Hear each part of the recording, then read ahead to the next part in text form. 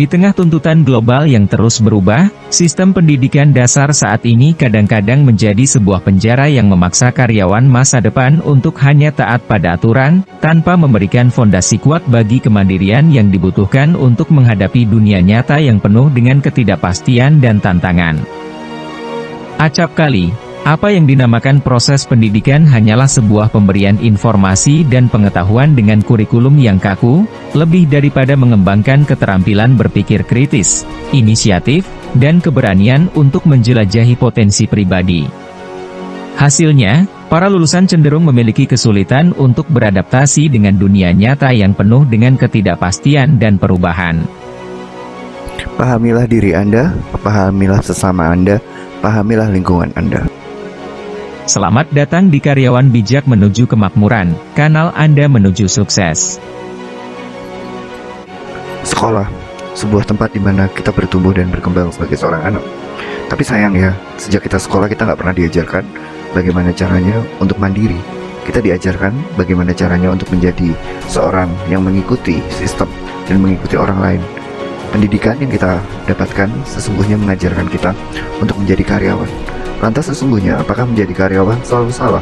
Tidak, sebab karyawan juga memberikan manfaat bagi masyarakat, bagi orang-orang sekeliling kita, dan juga menjadi roda penggerak ekonomi yang penting. Di sekolah, kita diajarkan untuk mendapatkan nilai yang baik dan menghindari kesalahan. Sekolah bukan menjadi tempat untuk membuat kesalahan, tetapi untuk menghindarinya. Ini membuat kita alergi terhadap risiko. Secara tidak sadar, sistem sekolah kita mengajarkan kepada kita untuk mengambil karir yang paling aman, yaitu karir di dalam sebuah perusahaan atau karir menjadi seorang dokter atau pengacara. Tetapi permasalahannya adalah hidup kita bergantung dengan satu-satunya karir yang kita miliki, sehingga justru paling berisiko. Pertama, berpikirlah kreatif. Potensi yang ada di dalam diri kita adalah jauh melebihi batas-batas yang ada. Menghasilkan pendapatan tambahan bukan sekedar tentang uang, tetapi lebih menggali potensi kreatif, kegigihan, dan inovasi yang ada dalam diri kita. Setiap usaha ekstra yang kita lakukan adalah sebuah langkah untuk menuju kebebasan finansial yang memungkinkan kita untuk mengambil alih takdir finansial kita. Saat kita menjelajahi jalur-jalur baru, kita belajar, kita bertumbuh, kita merasa hidup dengan lebih penuh makna, membuktikan bahwa kita mampu menciptakan peluang dan mengukir jalan menuju masa depan yang lebih cerah. Apakah itu membangun blok, membuka warung, atau mengerjakan pekerjaan mandiri, intinya kita cukup kreatif untuk membangun sumber beragam penghasilan yang awalnya hanyalah sebagai tambahan. Namun setidaknya dengan tambahan ini kita sudah mengurangi resiko memiliki lebih dari satu sumber penghasilan. Langkah kedua, pahami lingkaran kompetensi Anda, bermain untuk menang. Latihan di sekolah mengajar kita untuk takut salah, mengejar nilai ujian tertinggi dengan mengurangi kesalahan. Sayangnya hidup kita tidak demikian. Justru di dalam hidup kita harus mengusahakan bermain untuk menang. Konsep ini lebih dari sekedar meraih kemenangan. Ini adalah tentang memahami bahwa dalam setiap bidang dalam hidup, baik itu di dalam dunia profesional, karir, bisnis, atau keluarga, Anda dan saya harus memahami lingkaran kompetensi kita. Mulailah dengan melakukan identifikasi kekuatan dan kelemahan kita, sehingga dapat mengasah keterampilan yang diperlukan untuk sukses. Mulailah misalnya untuk mencari penghasilan di bidang yang menjadi keahlian kita. Anda adalah seorang koki, buatlah kursus. Memasak, Anda adalah seorang sopir, berlatihlah bahasa Inggris dan menjadi tour guide. Ada beribu kesempatan menanti saat kita bermain untuk menang. Kita tidak hanya mencoba untuk sukses, tetapi kita juga mengembangkan diri, memperluas batas kemampuan kita.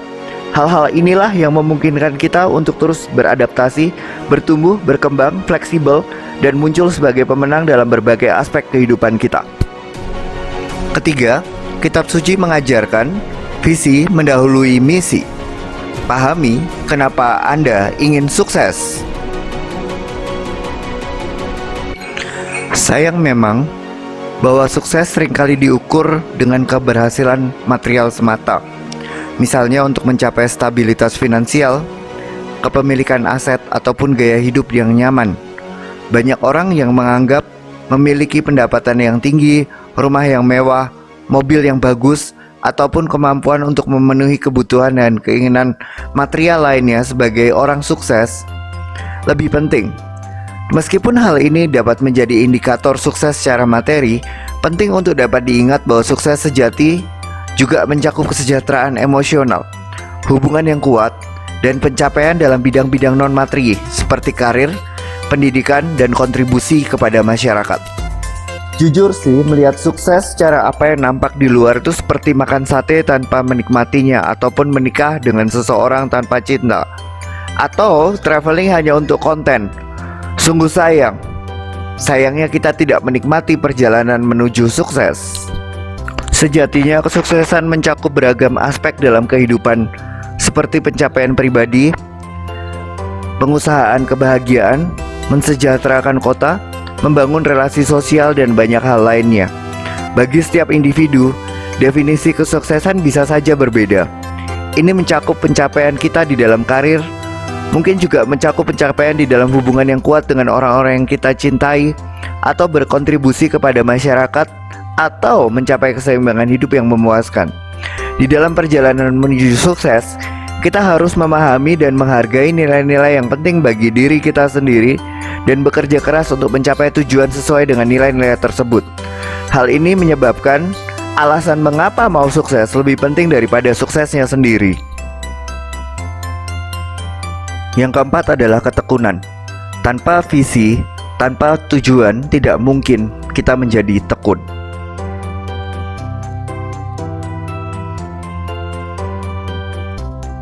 Ketika kamu terlalu terfokus pada definisi sukses kamu, misalnya materi saja, maka yang timbul adalah dampak negatif seperti kebosanan dan kehilangan tujuan hidup.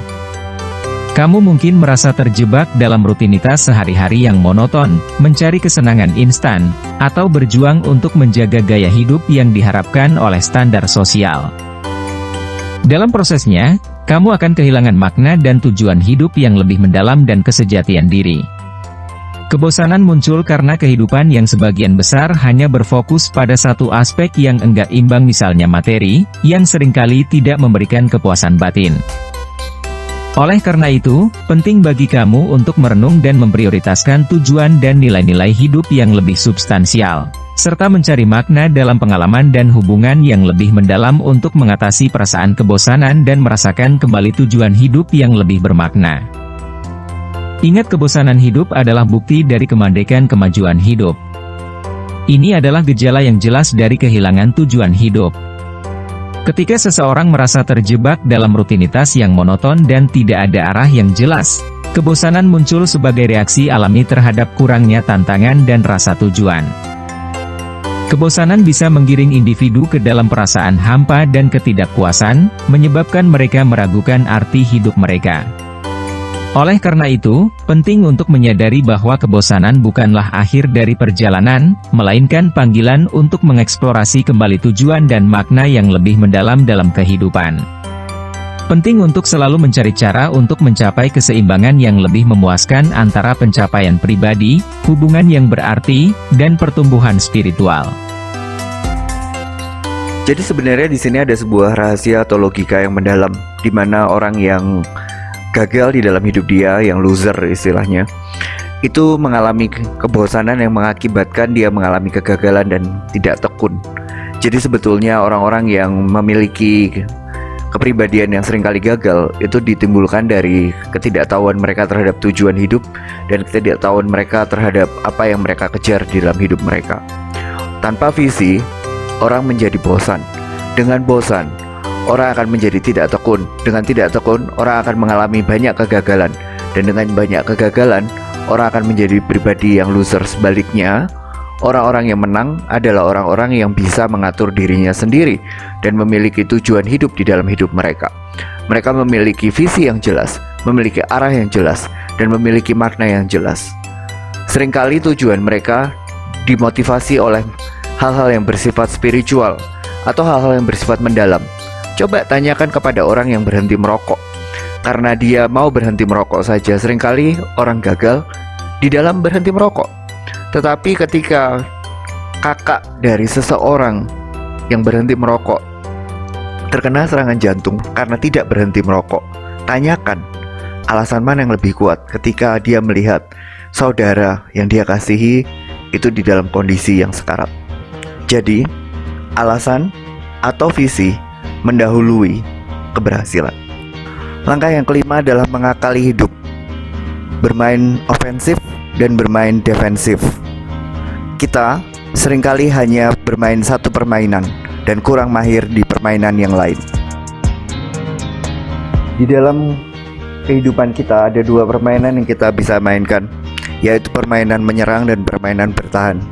Di dalam permainan menyerang, kita berfokus kepada sumber penghasilan kita, yaitu memperbaiki sumber penghasilan kita dan mengupayakan optimalisasi di dalam penghasilan kita. Sedangkan di dalam permainan bertahan, kita mengupayakan agar sumber daya yang kita gunakan, baik itu waktu, usaha, pikiran, dan juga uang kita dapat dipergunakan semaksimal mungkin sehingga dapat awet dan dapat dipergunakan sepanjang mungkin. Seringkali di dalam hidup kita hanya bermain pada satu permainan lapangan dan tidak bermain pada lapangan yang lain, sehingga kita seringkali mengalami banyak kegagalan di dalam kehidupan kita. Mari kita melihat di dalam kehidupan kita, apakah kita sudah cukup bermain di dalam lapangan bertahan dan lapangan menyerang. Lapangan menyerang dapat kita perbaiki misalnya dengan memperbanyak stream of income atau sumber penghasilan kita, bukan hanya dari tempat kerja kita, melainkan juga dari usaha kita, ataupun dari sampingan kita, ataupun dari hobi kita bahkan. Sedangkan di dalam usaha bertahan, kita dapat mengupayakannya dengan memperhatikan atau menghemat uang kita sehingga dapat dimanfaatkan dengan maksimal. Bukan berarti kita harus menurunkan mutu atau kualitas dari hidup kita, tetapi justru bagaimana kita dapat meningkatkan kualitas hidup tetapi mengurangi pengeluaran kita. Dalam perjalanan kita untuk mencapai kesuksesan, baik itu dalam aspek material atau pencapaian tujuan hidup yang lebih luas, kita harus mengingat bahwa sukses bukan sekadar tentang faktor-faktor luar seperti uang atau pengakuan sosial. Sukses adalah tentang pencapaian pribadi, pertumbuhan, dan kontribusi yang kita berikan kepada diri sendiri dan masyarakat. Saat kita mengejar tujuan kita, penting untuk tidak terjebak dalam rutinitas yang monoton dan menghindari kebosanan, yang bisa menjadi tanda kehilangan tujuan. Dalam upaya mencapai kesuksesan, kita harus mencari makna yang lebih dalam apa yang kita lakukan, memahami nilai-nilai yang penting bagi kita, dan mengejar tujuan hidup yang bermakna. Hanya dengan memahami tujuan dan nilai-nilai kita yang lebih mendalam, kita dapat mencapai sukses yang substansial dan merasakan kesejahteraan yang sejati. Setiap hari adalah kesempatan untuk merenung, tumbuh, dan menjalani kehidupan yang memiliki tujuan yang jelas, serta memberikan makna pada dunia yang kita tinggali.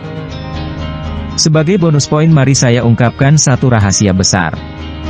Dalam mencapai sukses kita perlu pengembangan keterampilan empati dan komunikasi yang kuat.